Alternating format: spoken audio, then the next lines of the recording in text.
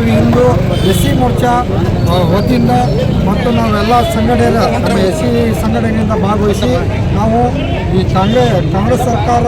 ದುರಾಡಳಿತ ಬಗ್ಗೆ ನಾವು ಖಂಡಿಸ್ತೇವೆ ಮತ್ತು ಅದೇ ರೀತಿ ವೀರೇಂದ್ರ ಹೆಗಡೆ ಅವರಿಗೆ ಜೊತೆ ನಾವು ಇರ್ತೇವೆ ಮತ್ತು ಧರ್ಮಸ್ಥಳ ಬಗ್ಗೆ ಅಪಪ್ರಚಾರ ಮಾಡ್ತಿರುವ ಜನರ ಬಗ್ಗೆ ನಾವು ಧ್ವನಿ ಎತ್ತಿ ಇವತ್ತು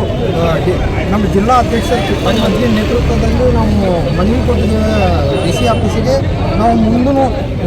ಈ ಏನು ಅಪಪ್ರಚಾರ ಮಾಡತ್ತಾರಲ್ಲ ಆ ಚಿನ್ಮಯ್ ಅನ್ನೋಂಥ ಒಬ್ಬನ ಮಾತು ಕೇಳಿ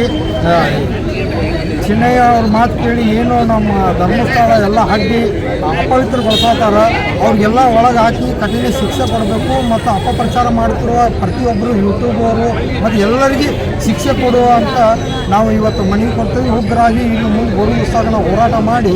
ಅದನ್ನು ಸತ್ಯವನ್ನು ಹೊರಗೆ ತೆಗೆದು ಧರ್ಮಸ್ಥಳದ ಹೆಸರನ್ನು ಅಮರಗೊಳಿಸ ಅಂದರೆ 800 ವರ್ಷದಿಂದ ಅದರ ಇತಿಹಾಸ ಇದೆ, ಮುಂದೆ 1000 ವರ್ಷಗಟ್ಟಲೆ ಇತಿಹಾಸ ನಾವಿಲ್ಲಿ ಎಲ್ಲ ಎಸ್ ಸಿ ಮೋರ್ಚಾಲಿಂದ ನಾವು ಮತ್ತು ಹಾಗೂ ನಮ್ಮ ಮಂಡಳಿಂದ ನಾವು ಇಲ್ಲಿ ಭಾಗವಹಿಸಿ